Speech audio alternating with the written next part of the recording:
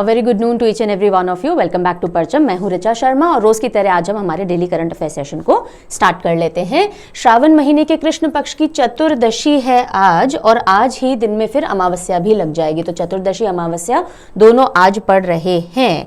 ठीक है, चलिए कल जो सेशन था हमारा उसमें लास्ट में जो क्वेश्चन ऑफ द डे किया गया था उसका आंसर डिस्कस करेंगे। कल का क्वेश्चन था which medal did Swapnil Kusale win in 10 metre rifle 3 positions event at summer Olympics in Paris 2023। हमने देखा कि समर ओलंपिक्स जो अभी चल रहे हैं पेरिस में, उसमें हमारे 3 ब्रॉन्ज मेडल्स आ चुके हैं। जो तीसरा ब्रॉन्ज मेडल है वो किसने जीता है? स्वप्निल कुसाले जी ने जीता था। आपसे पूछा गया था कि कौन सा मेडल है, तो आंसर हो जाएगा bronze. C will be the right answer. Session के दौरान 1-2 क्वेश्चन मैंने पूछे थे। आई थिंक एक ही क्वेश्चन कल मैंने पूछा था आपसे कि कार्लोस सेंज जो हैं उन्होंने हाल ही में 2 साल की एक डील साइन की किसी और कंपनी के साथ, और वो कंपनी कौन सी है? William formula. विलियम फॉर्मूला की तरफ से F1 रेसेस जो होते हैं ग्रैंड प्री, उनमें रिप्रेजेंट करेंगे Carlos Sainz for the next 2 years at least. ठीक है, सो राजेश आज आपका आंसर हमने रैंडमली पिक किया है। चलिए जी, आज के सेशन में सबसे पहली जो खबर आ रही है वो देख लेते हैं। एंड द न्यूज इज कि आज पीएम मोदी जी इनॉग्रेट करेंगे 32nd international conference of agriculture economist. International conference of agricultural economist का 32nd एडिशन आज इनॉग्रेट किया जाएगा। कहाँ? नई दिल्ली, भारत के अंदर। And after many many years, कितने साल? आफ्टर 65 years हम इसको इस इवेंट को होस्ट कर रहे हैं, या भारत के अंदर ये इवेंट हो रहा है। So PM Modi to inaugurate 32nd international conference of agricultural economist. Agricultural economist दुनिया भर से आएंगे और बातचीत करेंगे कि आज जो भी ग्लोबल सिनेरियो चल रहा है, जो प्रॉब्लम्स चल रही हैं, क्लाइमेट से रिलेटेड हो, क्राइसिस से रिलेटेड हो, उसमें एग्रीकल्चर को और आगे सस्टेनेबली कैसे बढ़ाया जा सकता है। सो ये 6 दिन का, कितने दिन का? 6 days का ये कॉन्फ्रेंस होने वाला है। ये ट्राइनियल कॉन्फ्रेंस है। ट्राइनियल यानी 3 साल के अंदर एक बार होती है, 3 years में एक बार ये होगी। सो ट्राइनियल कॉन्फ्रेंस है जिसको international association of agricultural economist organise करते हैं। थीम क्या रहेगी इस बार की, ये ध्यान रखिएगा। बहुत सालों के बाद, 65 years के बाद इंडिया इसको होस्ट कर रहा है, सो थीम इंपॉर्टेंट रहेगी, transformation towards sustainable agri food systems. ठीक है, सो कैसे हम ट्रांसफॉर्म करें सस्टेनेबल, सतत जो आगे बढ़ते रहें इस तरह के एग्री फूड सिस्टम्स पे। इस थीम के अराउंड ये 6 days की ट्राइनियल कॉन्फ्रेंस है जो भारत होस्ट कर रहा है आफ्टर 65 years। और कितने कंट्रीज इसमें पार्टिसिपेट करेंगे? 75 कंट्रीज से करीब 1000 डेलीगेट्स होंगे जो आएंगे और बातचीत इस मुद्दे पे करेंगे। क्लियर?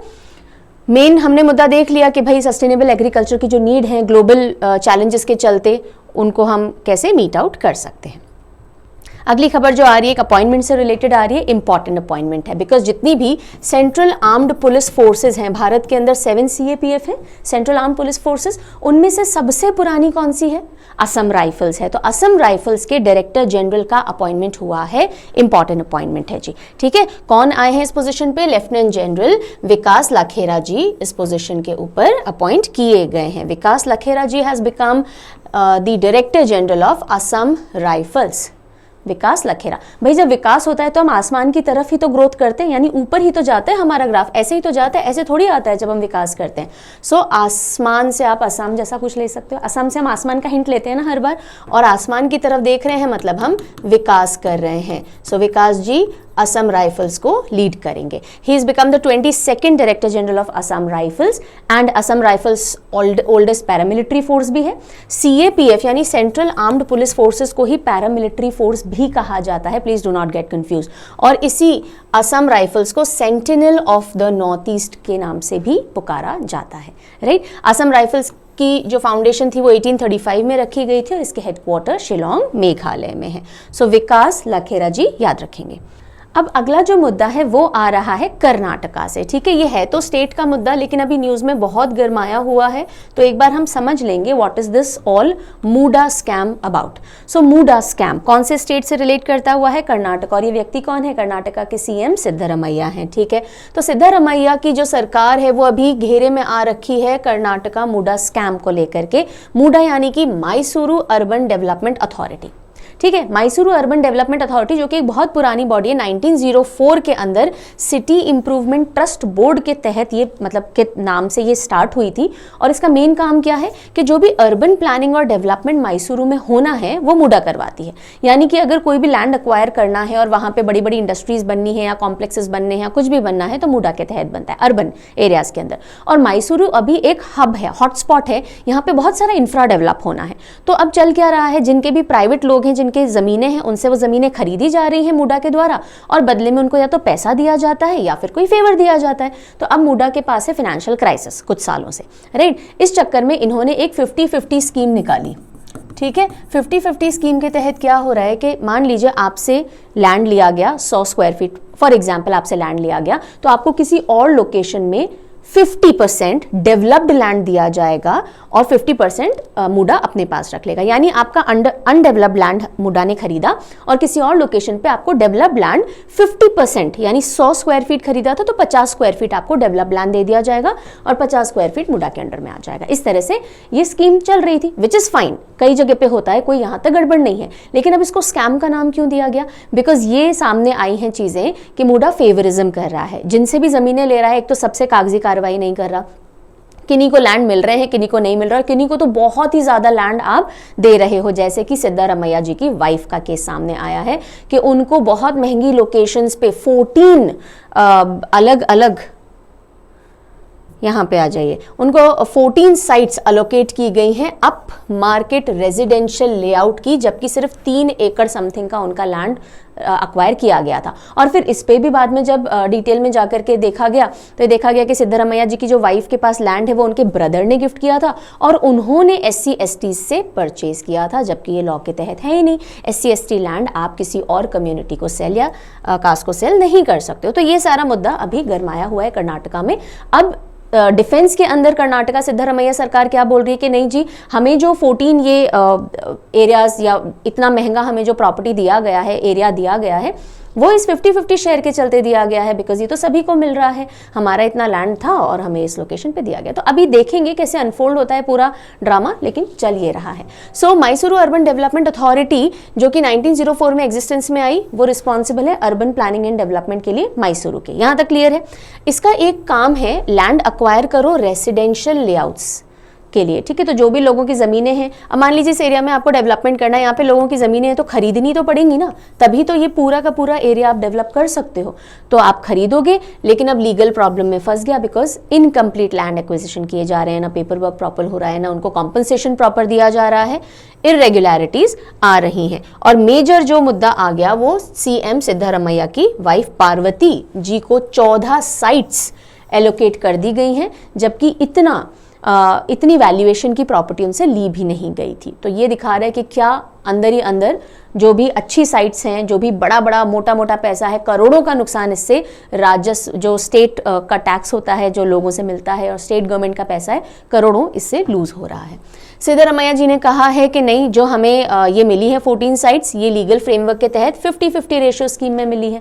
क्योंकि 50-50 रेशियो स्कीम क्या बोलती है, अगर आपने 100 स्क्वायर फीट लैंड मान लीजिए अनडेवलप्ड हमसे खरीदा, तो आप हमें 50 स्क्वायर फीट डेवलप्ड लैंड दोगे कहीं और किसी और लोकेशन पे, और वो डेवलप्ड है तो वो तो महंगा ही होगा, राइट। तो इसी के तहत हमें मिला है, इसमें कुछ भी गलत नहीं है।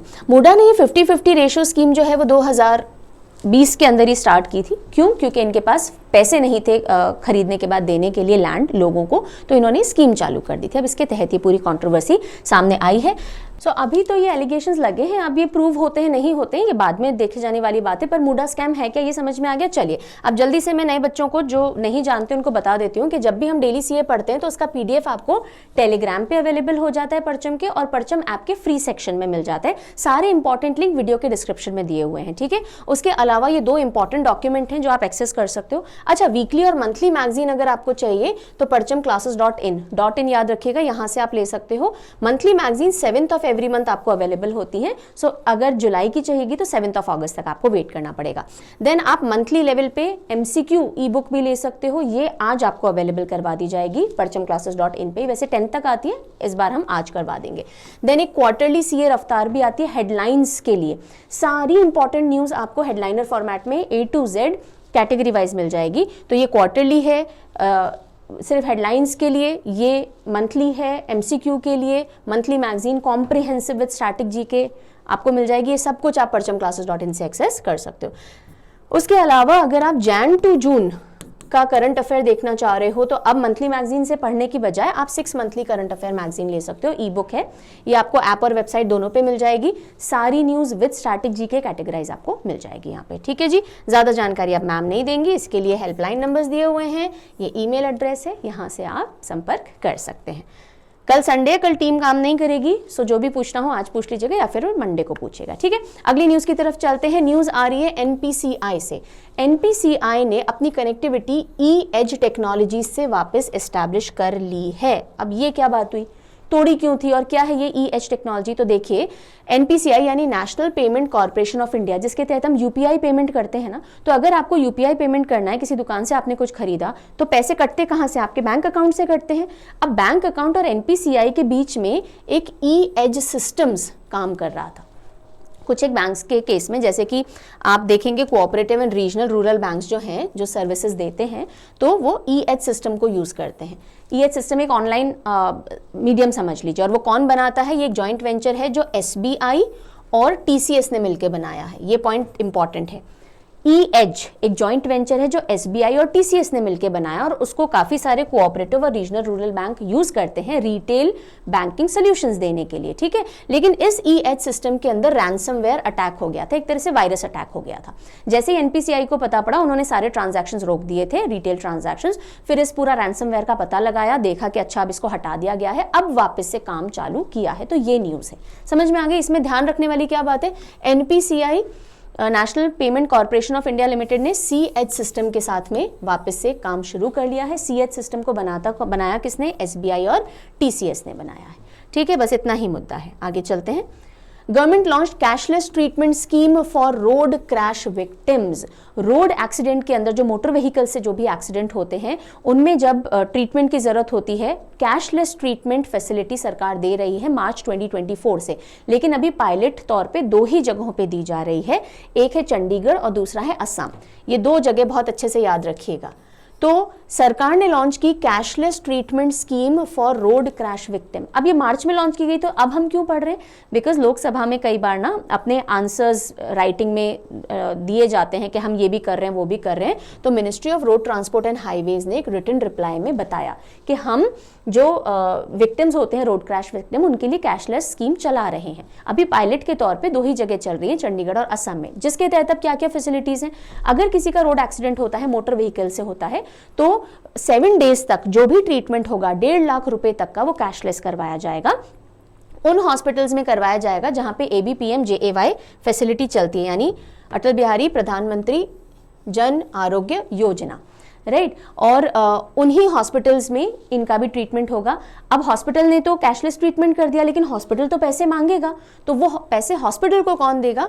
वो देगा मोटर व्हीकल एक्सीडेंट फंड, ठीक है। मोटर व्हीकल एक्सीडेंट फंड से हॉस्पिटल को पैसे दे दिए जाएंगे, हॉस्पिटल कैशलेस ट्रीटमेंट करेगा इन लोगों का जो कि मोटर एक्सीडेंट में घायल हुए हैं, एलिजिबल लोगों का। यहां तक बात समझ में आ गई। लेकिन अभी ये फैसिलिटी कहाँ है? चंडीगढ़ और असम के अंदर ही है। इसको अप्लाई करने की, इस स्कीम को, इस cashless treatment scheme for road crash victims को इंप्लीमेंट करने की जिम्मेदारी किसकी है? NHA, नेशनल हेल्थ अथॉरिटी की है। पर ये अकेले तो कर नहीं सकता, तो साथ में पुलिस आती है, स्टेट हेल्थ एजेंसीज आती हैं, हॉस्पिटल्स आते हैं, लेकिन मेन रिस्पॉन्सिबिलिटी NHA की है, ठीक है। और मोटर व्हीकल एक्सीडेंट फंड इसको मैनेज कर रहा है, बिकॉज पैसे जो जाएंगे इस कैशलेस ट्रीटमेंट के लिए वो यहां से जाने वाले। क्लियर हो गई यहां तक की सारी बातें? चलिए नेक्स्ट न्यूज देखते हैं। नेक्स्ट न्यूज है जोमैटो लिमिटेड से। वही जोमैटो जिसका खा खा के मैम गोलू होती जा रही है धीरे धीरे। जोमैटो बहुत ही जल्दी एक ऐसा ऐप और लॉन्च करेगा जिसका नाम रखा है इसने डिस्ट्रिक्ट। कौन सा ऐप है? District app.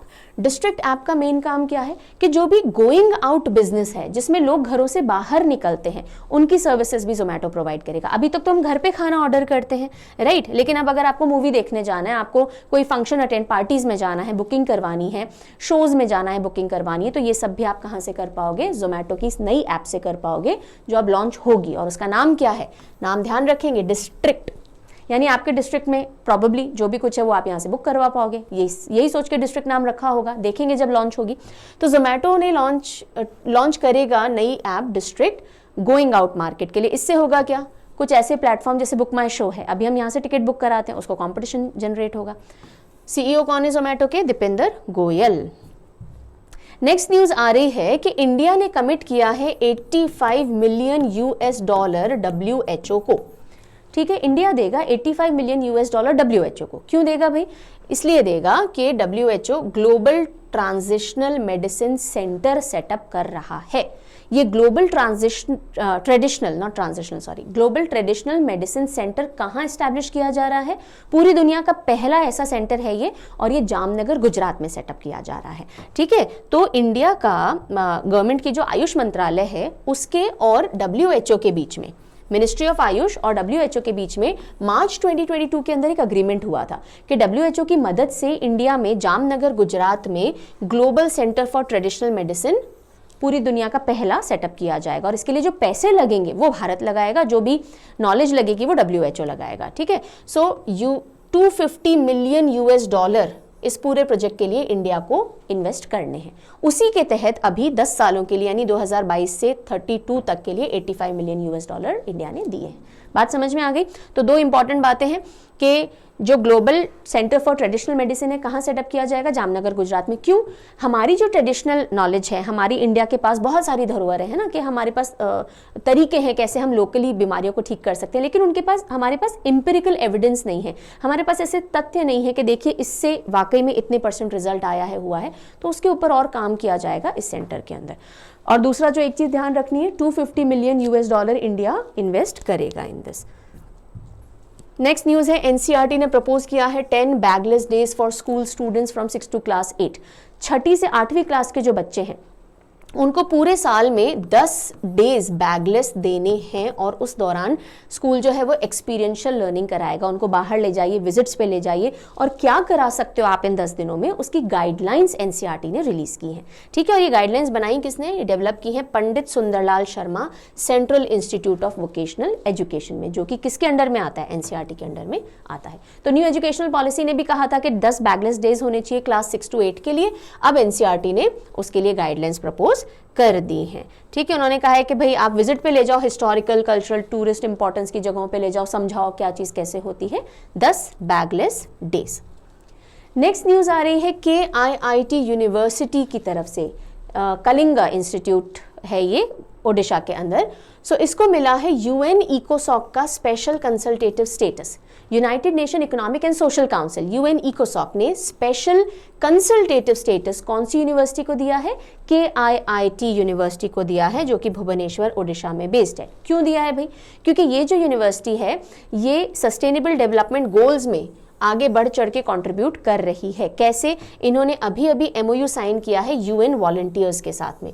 UN वॉलंटियर्स, देखो यूनाइटेड नेशन ने 2030 तक 17 SDGs ले रखे हैं, सस्टेनेबल डेवलपमेंट गोल्स, जो 2030 तक हमें पूरे करने हैं, और उसके लिए वो काम करती है वॉलंटियर्स को इकट्ठा करके। अब ये जो KIIT है, इन्होंने MOU साइन कर लिया UN वॉलंटियर्स के साथ कि आपको जब वॉलंटियर्स की जरूरत पड़ेगी हम भी भेजेंगे, और इसी के चलते ये जो स्टेटस है, स्पेशल कंसल्टेटिव स्टेटस, ये KIIT को दिया गया है।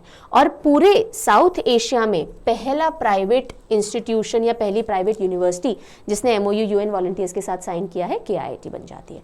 ठीक है जी, क्लियर हो गई यहाँ तक की बात? चलिए, और यही है, देखिए अब ये वेरियस UN एजेंसीज के साथ एंगेज करेगा नेशनल यूनिवर्सिटी UN वॉलंटियर्स के तौर पे। तो नेशनल लेवल पे जो भी सस्टेनेबल डेवलपमेंट के काम होंगे उनमें वॉलंटियर्स चाहिए होंगे तो KIIT भेजेगा। 32 ईयर ओल्ड पुरानी ही है ये यूनिवर्सिटी, और अच्युत सामंत जी इसके फाउंडर हैं। अगली न्यूज आ रही है, price monitoring system mobile app 4.0 launch की गई है इन्फ्लेशन को रोकने के लिए। मिनिस्ट्री ऑफ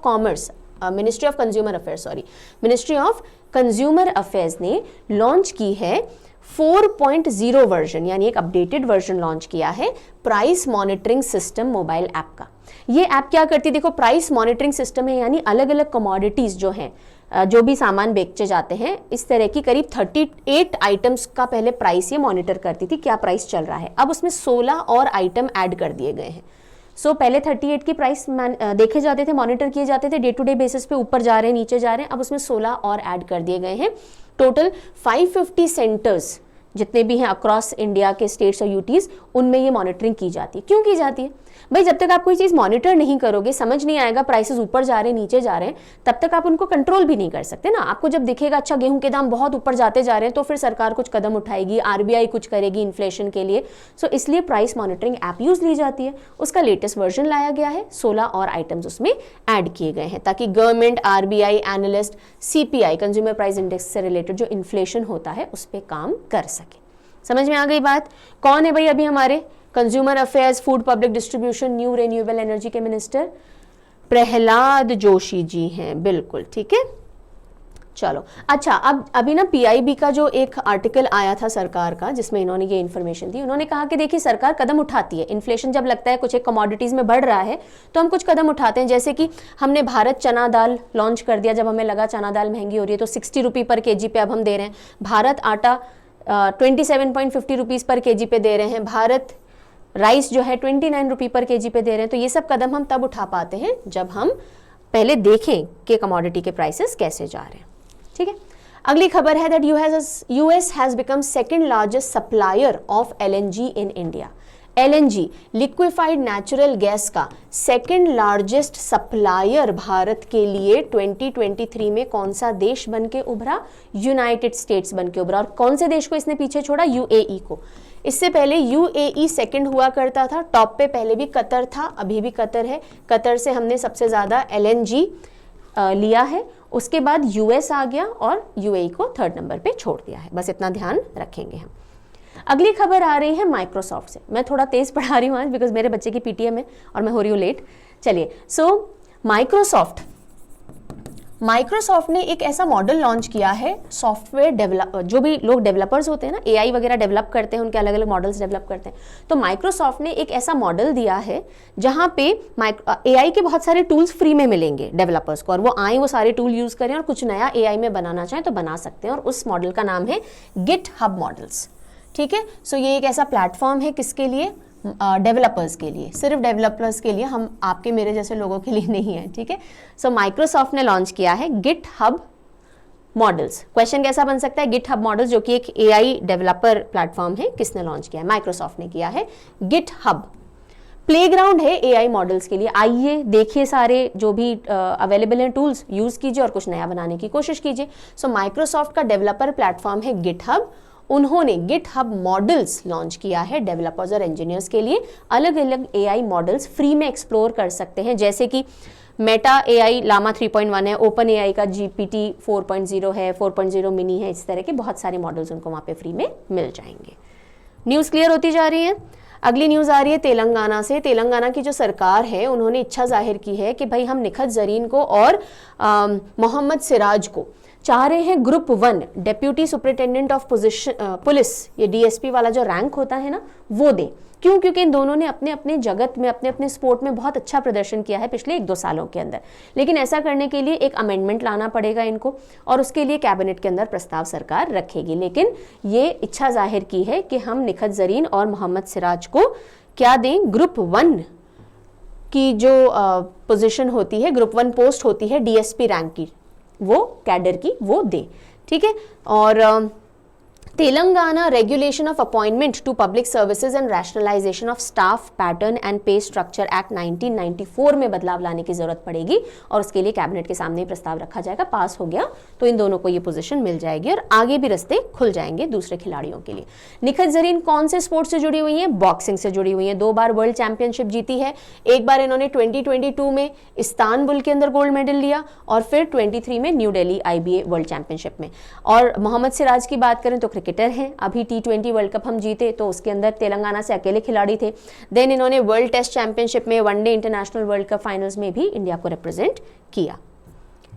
ओके, सो सारी इंपॉर्टेंट न्यूज आज का, थोड़ी ही न्यूज थी, बहुत ज्यादा नहीं थी, जितनी भी थी हमने कवर कर ली है। जल्दी से रुक करेंगे रिवीजन क्वेश्चन का। फिर कल संडे है, कल मैं आपका वीकली सेशन लूंगी, और शाम को 6 बजे जय सर आपका बैंकिंग और फाइनेंस का वीकली सेशन लेंगे। दोनों सेशन आप मिस आउट नहीं करेंगे। चलो, पहला क्वेश्चन आ रहा है, आंसर करो जल्दी से।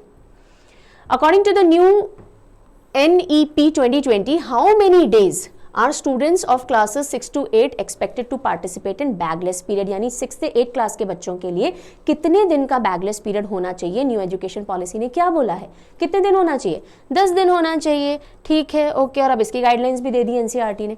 What is the theme of 32nd ICAE? मैंने कहा था इंपॉर्टेंट है, ध्यान दीजिएगा। देखिए, ICAE international conference of agricultural economist, जो भारत 65 ईयर्स के बाद अब होस्ट कर रहा है, उसकी थीम क्या है? सस्टेनेबल एग्री फूड सिस्टम से रिलेटेड थी ना, transformation towards sustainable agri food systems. Which institution has been granted distinguished special consultative status by UN ECOSOC? UN ECOSOC ने कौन से इंस्टीट्यूशन को distinguished special consultative status दिया है? आंसर क्या होगा? KIIT, जो कि भुवनेश्वर ओडिशा की यूनिवर्सिटी है। Who has officially assumed the role of 22nd Director General of Assam Rifles? Assam rifle के 22वें डायरेक्टर जनरल कौन बने हैं? असम की तरफ, मतलब आसमान की तरफ विकास होता है, याद किया था। So lieutenant general Vikas Lakhera ji. And this is your question of the day, जिसका आंसर मैम ने यही लिख दिया है। कोई बात नहीं। Which company launch district app? Launch नहीं है, which company is to launch district app, ऐसा प्लेटफॉर्म जिससे कि आउटगोइंग सर्विसेज भी आप यहां से बुक कर पाओगे। कौन सा वो प्लेटफॉर्म है? आंसर देखिए गया था, Zomato is the right answer. और क्योंकि इसका आंसर मैंने दे दिया है, तो जाते जाते एक क्वेश्चन मैं आपसे पूछ लेती हूँ। बताइए, जो कैशलेस ट्रीटमेंट होना है रोड एक्सीडेंट विक्टिम्स का 1.5 लाख रुपए तक के लिए 7 डेज के अंदर, वो कौन कौन से 2 जगहों पे पायलट स्कीम की तरह से लॉन्च हो रखा है? ठीक है, कैशलेस ट्रीटमेंट होगा रोड एक्सीडेंट विक्टिम्स का, लेकिन अभी पूरे इंडिया में ये स्कीम नहीं आई है, 2 जगहों पे आई है। तो वो कौन सी 2 जगह हैं? जल्दी से कमेंट सेक्शन में लिख के बताएंगे। This was all from my side. See you tomorrow in weekly session. Take good care of yourself. Bye bye.